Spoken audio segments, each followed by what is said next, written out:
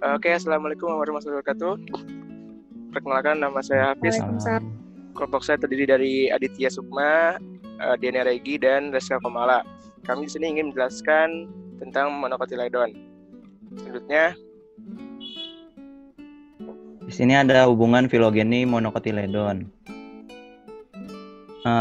Filogeni ini terdiri dari Poales, Aresales, lalu Asparagales, Lilales, dan Alismatales, di mana Poales menjadi bagian terbesar dari filogeni monocotyledon.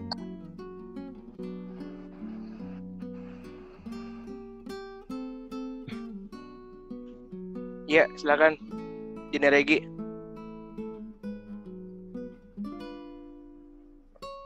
Teori evolusi dipelopori oleh A.L. de Jussieu tahun 1748 sampai 1836.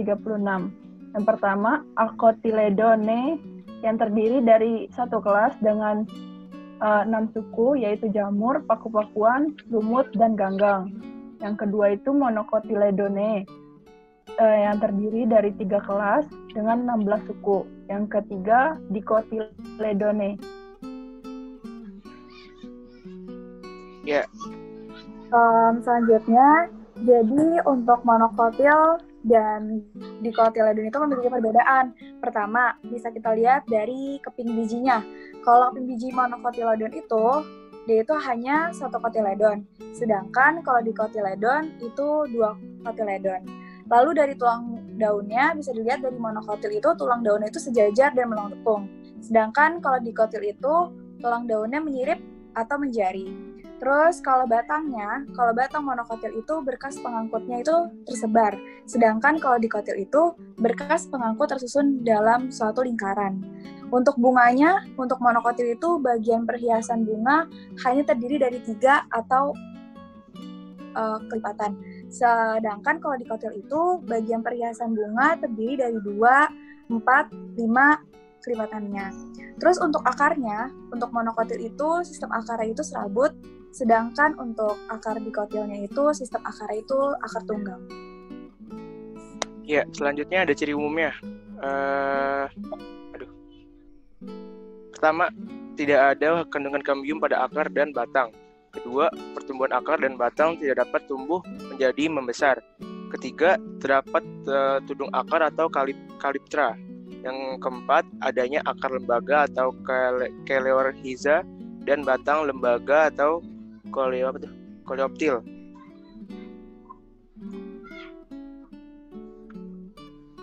Selanjutnya, ordo Gramineales. Adit. Selanjutnya, ordo Gramineales dengan famili Graminae, di mana memiliki ciri batang yang beruas-ruas dan berongga dengan tubuh tegak berwarna hijau di setiap daunnya seperti pita dan terdapat helaian daun. Daunnya sendiri memiliki ciri khusus seperti berselang-seling dan memiliki letak percabangan yang melekat di batang melalui tulang daun. Struktur bunganya terdiri dari kepala sari, tangkai putik, serta tidak bermahkota.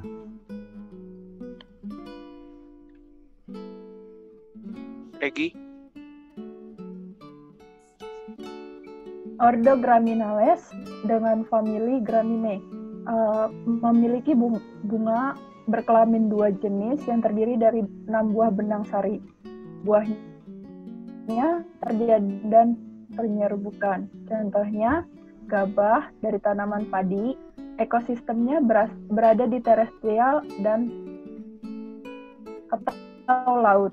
Contohnya, padi dapat hidup di sawah dan darat tanpa genangan air. Ekosistem ideal padi berada pada 0 sampai 1.500 mdpl. Nah, yang digunakan 4 sampai 7. Dengan suhu 18 derajat. Jelek ya? Hingga 22,5 derajat Celcius. Gimana dong? Ada Oryza sativa. Itu ordo Oryza sativa atau padi. Untuk klasifikasinya dapat dilihat di sini. Next.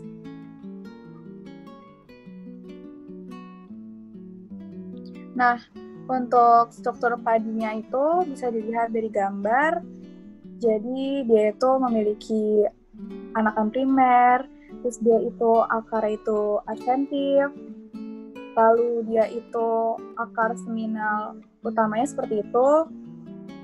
Lalu perlu kita ketahui kalau struktur padi ini umumnya graminalis ini dimanfaatkan sebagai bahan makanan seperti padi, tepung, jagung, dan gandum. Selain itu dapat digunakan sebagai bahan baku tekstil seperti tanaman serat. Jadi kayak tanaman serat itu bisa digunain buat bahan baku tekstil. Gitu. Selanjutnya ada Zingiberaceae dan dari famili Zingiberaceae, tanaman herbal aromatik di semua bagian tubuh tumbuhannya. Di sini ada seperti jahe kebo, jahe emprit, lempoyang wangi, lempoyang emprit, terus ada temu hitam, temu putih, temu lawak, dan laos, temu mangga, temu giring, temu kunci, dan kencur, dan bangle. Adit? Ya. Struktur dari famili Zingiberaceae memiliki batang yang rimpang, yakni batangnya tumbuh dari dalam tanah. Batangnya itu berupa batang pelepah daun. Apabila daunnya radikal atau cloud bergantian berlawanan, biasanya ditisos bunga hermafrodit, yakni sepal 3, kelopak 3, dan benih endospermia dengan memiliki penyerbukan yang entomospilos. Bunga berbentuk kapsul, yakni Buah. loculizial katup. Maksudnya ada jahe yang akan dijelaskan oleh Regi. Contoh ada dari jahe, yaitu Zingiber officinale. Klasifikasinya bisa dilihat. Terus daerah persebaran jahe ini ditemukan di kawasan hutan tropis, terutama Indomalaya. Hidup di dataran rendah dari ketinggian sampai ketinggian 2000 meter di atas permukaan laut dengan curah hujan yang tinggi. Lalu perlu kita ketahui bahwa jahe itu mengandung gingerol dan fenol. Apa itu? Yaitu senyawa kimia yang bersifat anti nyeri, sehingga dapat meredakan rasa sakit atau linu pada badan serta menghangatkan tubuh. Selain itu, jahe ini mengandung antiinflamasi yang dapat mengurangi pembengkakan akibat cedera. Radang tenggorokan diyakini juga jahe dapat mengatasinya. Selain itu, jahe ini juga bisa mengatasi rambut yang rontok dan berketombe. Selain itu, jahe dapat dijadikan campuran bumbu pada masakan khas Nusantara yang paling banyak digunakan. Dan jahe itu mampu menghilangkan bau amis pada bahan makanan yang akan diolah. Ya, ada famili Musaceae. Klasifikasinya dapat lihat sendiri. Terus bagiannya ada ini daunnya, ini bentuk buahnya, ini bentuk jantungnya, ini bentuk branch-nya. Ini disebut dengan pseudotem. Lalu terdapat bagian-bagiannya. Pertama, outer tepal di paling luar, terus ada inner tepal, ada stigma, ada anther, ada labellum, ada ovari. Lalu selanjutnya ada spate, ini bagian bunganya atau flower. Ini ada bagian abaksial, terus ini disebut dengan apellum. Selanjutnya ada bagian stigma, style, ovari, dan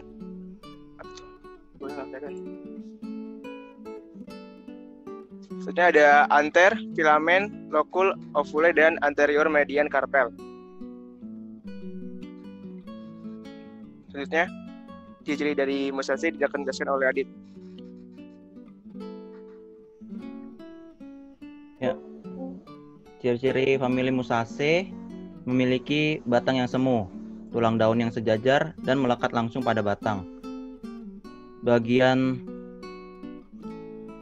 basal daunnya tumpang tindih, di mana batangnya itu tertumpuk, daunnya membentuk batang semu. Bunga pada Musaceae berupa bunga banci atau berkelamin tunggal, dan bunganya jantan di bagian distal, sedangkan betina proksimal.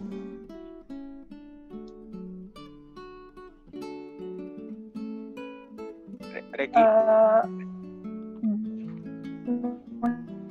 Musaceae memiliki jenis buah, yaitu buah pisang yang tersusun dalam tandan. Setiap tandan terdiri dari beberapa sisir, yang terdiri dari 6 sampai 22 buah pisang atau tergantung pada varietasnya. Buah pisang pada umumnya tidak berbiji atau disebut 3N, triploid, kecuali pada pisang batu atau pisang kelusuk yang bersifat diploid 2N. Contohnya itu Musaceae sapientum, terus ada Musaceae paradisiaca. Selanjutnya, Teska. Selanjutnya perlu kita ketahui bahwa ekologi dari Musaceae ini yaitu sangat dipengaruhi oleh berbagai banyak hal. Di antaranya adalah yang pertama klimatik, yang kedua curah hujan. Nah, perlu kita ketahui bahwa curah hujan yang sangat optimal adalah 2.000 sampai 3.000 mm per tahun dengan 2 bulan kering. Lalu, suhu yang sangat optimal untuk Musaceae ini adalah berkisaran 25 sampai 38 derajat Celcius. Dengan optimumnya itu sekitar 27 derajat Celcius. Selain itu, dapat juga dipengaruhi oleh cahaya, angin, dan air. Selanjutnya, edaphic. Pisang dapat tumbuh di tanah yang kaya humus, mengandung kapur atau tanah berat. Air harus selalu tersedia, tetapi tidak boleh menggenang karena pertanaman pisang harus diairi dengan intensif. Ketiga, ketinggian tempat. Tanaman pisang toleran akan ketinggian dan kekeringan. Tanaman pisang dapat tumbuh di dataran rendah sampai pegunungan setinggi 1000 meter dpl. Ini ada famili Orchidae atau suku Anggrek. Adit. Ya, famili Orchidae merupakan famili yang berisi mengenai tumbuhan anggrek. Ini salah satu contoh spesiesnya yaitu Dendrobium phalaenopsis dengan klasifikasi berikut ini.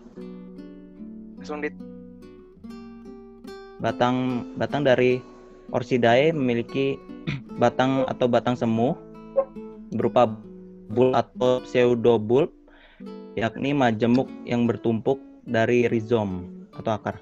Batang semu ini tumbuh secara determinate, yaitu tumbuh hingga mencapai titik maksimum, lalu berhenti tumbuh setelah mencapai. Daunnya berbentuk lanset dengan ujung tidak simetris, dengan panjang sekitar 12 cm dan lebar 2 cm.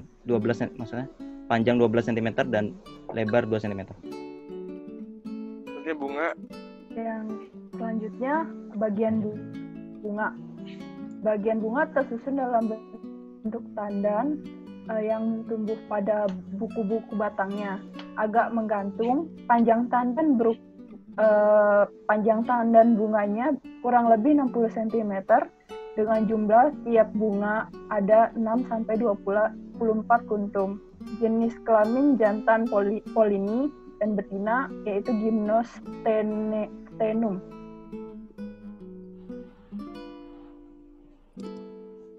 Selanjutnya untuk ekologinya, habitat asli anggrek larat ini di daerah agak kering dengan ketinggian 400 meter di atas permukaan laut.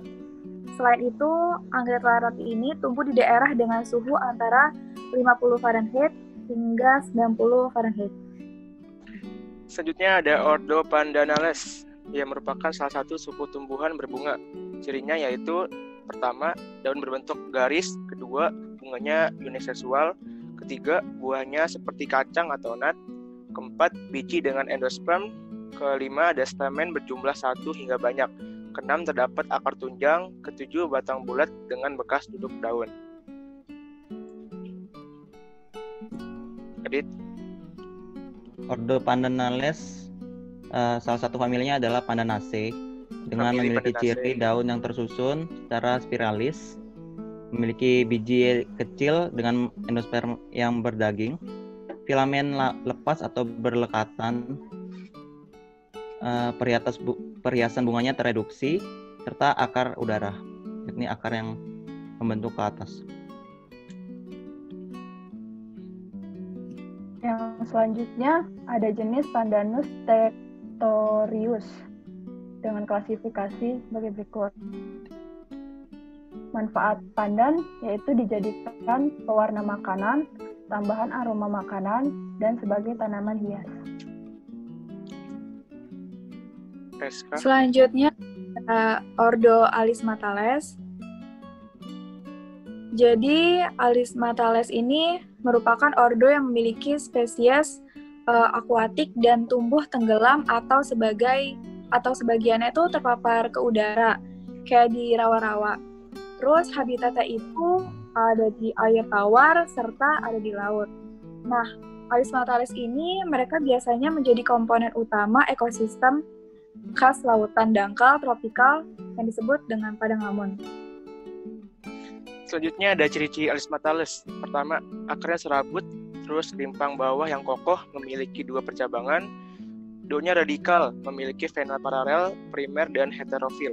Tanaman hemaprodit atau punya 2 jenis kelamin bunga. Biji non-endospermik dengan embrio seperti tapal kuda dan pasinya berbiji tunggal. Adit. Dan Famili Araceae dengan klasifikasinya, contoh spesiesnya adalah Armopopalus titanium atau bunga bangkai raksasa. selanjutnya ada siklus hidup dari si raksasa, yaitu tanaman bunga bangkai raksasa. Fase pertama yaitu fase dorman, umbi beristirahat, ke fase daun atau fase bunga.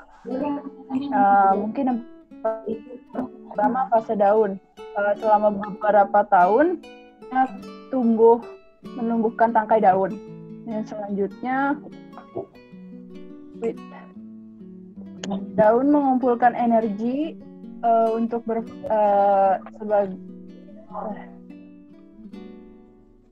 daun mengumpulkan energi, berfotosintesis, dan mengumpulkan umbi sebagai cadangan, membantu untuk menumbuhkan bunga. Yang selanjutnya, daun mulai berguguran setelah tumbuh selama 12 bulan sampai 18 bulan. Dan kembali, tunas bunga bangkai tumbuh saat periode generatif atau berbunga. Sepekan sebelum mekar corak kelopak bunga sudah mulai tampak. Kemudian ini adalah fase yang ditunggu-tunggu semua orang saat bunga mekar mengeluarkan bau bangkai yang mengundang berbagai hewan penyerbuk seperti lalat. Setelah bunga mekar, bunga mulai layu selama sepekan setelah mekar, meninggalkan tongkol saja dan kembali menjadi fase dorman yang meninggalkan tunas bunga. Burung memakan dan membawa bunga ini menyatu proses penyerbukan kembali. Jadi fasenya cukup singkat pada fase generatif ini. Yang lama adalah fase dormannya. Udah. Next.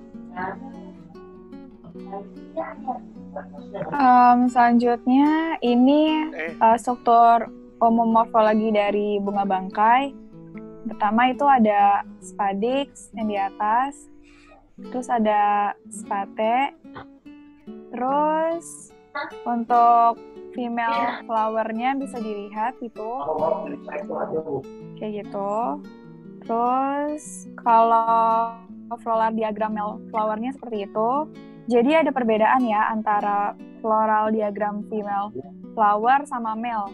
Jadi untuk yang laki-laki sama perempuannya berbeda tuh untuk diagram bunganya. Jadi kalau yang laki-laki itu bentuknya bulat, sedangkan yang betina itu bentuknya segitiga, seperti segitiga itu. Terus bisa dilihat di gambar di bunga bangkainya yang ke atas gitu, itu namanya spadix. Terus bisa dilihat bunganya yang di zoom itu yang di lingkaran. Terus untuk ekolopakai itu spatenya.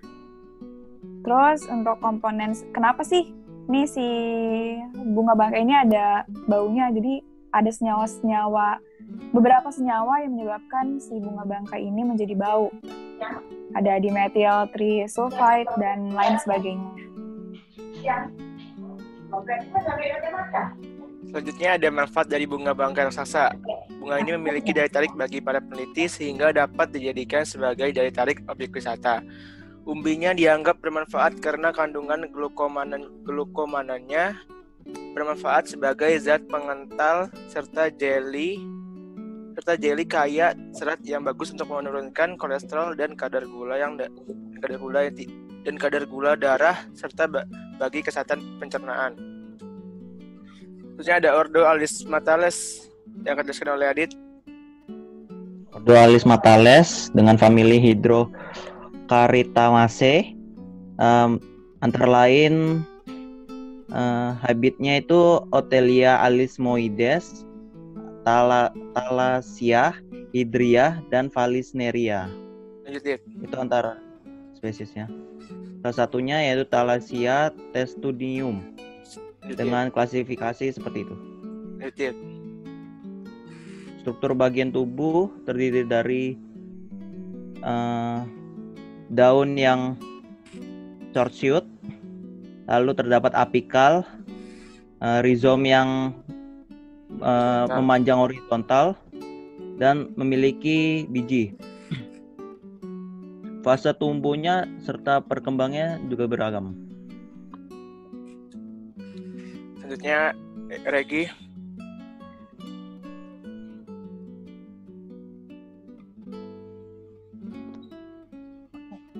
Manfaat padang lamun yang tadi sebelumnya itu mampu menyerap nutrien dari substrat, mempertahankan kualitas air, yang ketiga menstabilkan garis pantai, dan selanjutnya halam biota laut. Next. Selanjutnya ada Ordo Bromiales. Jadi salah satu contoh dari ordo ini adalah Ananas comosus, yaitu nanas. Dan bisa dilihat klasifikasinya. Lanjut. Nah, ini ciri umum dari Ordo Bromiales ini. Pertama, batangnya itu sebagai tempat melekatnya daun. Dan dia biasanya relatif pendek. Lalu untuk daunnya tersendiri, dia itu 30 atau lebih daun panang. Lalu dia tuh berujung tajam, tersusur dalam bentuk roset mengelilingi batang yang tebal. Daunnya itu berkumpul dalam roset akar dan bagian pangkalnya melebar. Untuk bunganya itu majemuk. Dan letak bunganya itu terminal dalam bulir yang rapat. Bunganya itu radial simetris. Dan untuk buahnya itu berupa buah nanas. Selanjutnya ada ciri umum Ordo Bromiales. Ekologinya, pohon nanas bisa tumbuh di daerah yang tropis dan subtropis. Tumbuh di daerah dataran rendah dengan ketinggian 100-200 meter. Pertumbuhan optimum tanaman nanas adalah 100-700 mdpl.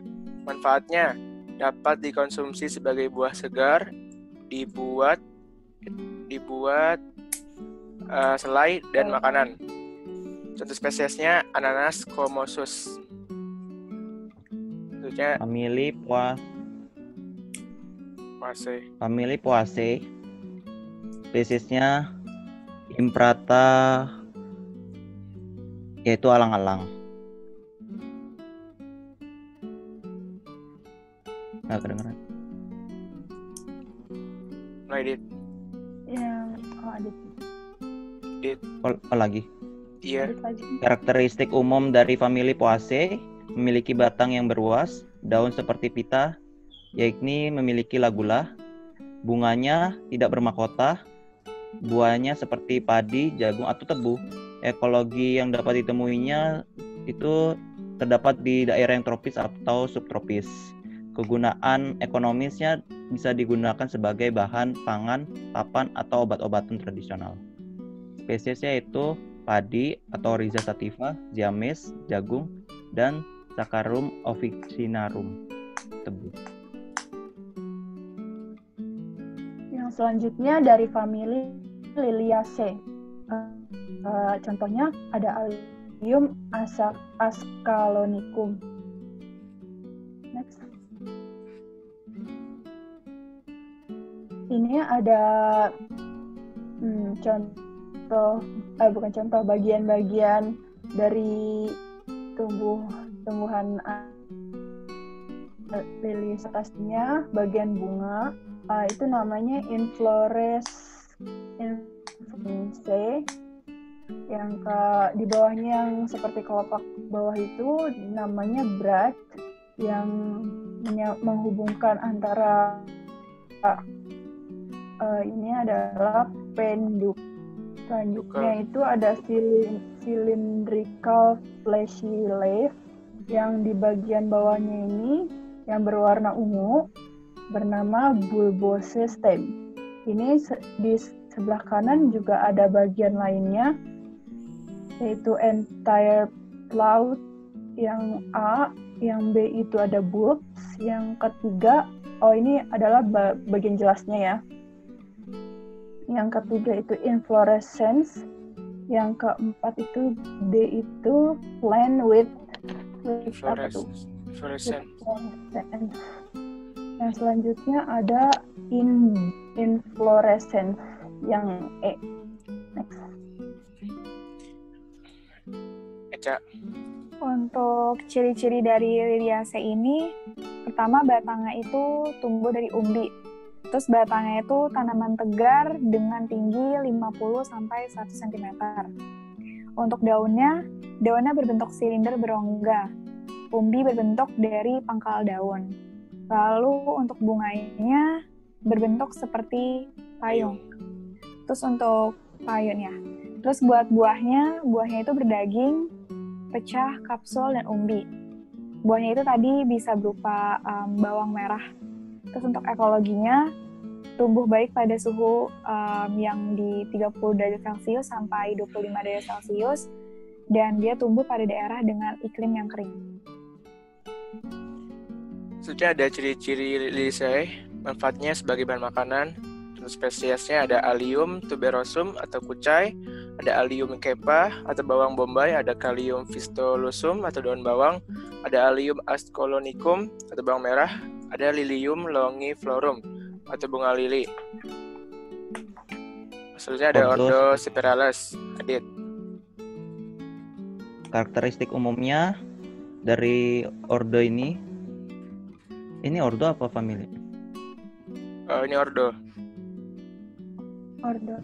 Ordo Spiralis. Ciri umum. Ordo dulu. Ordo.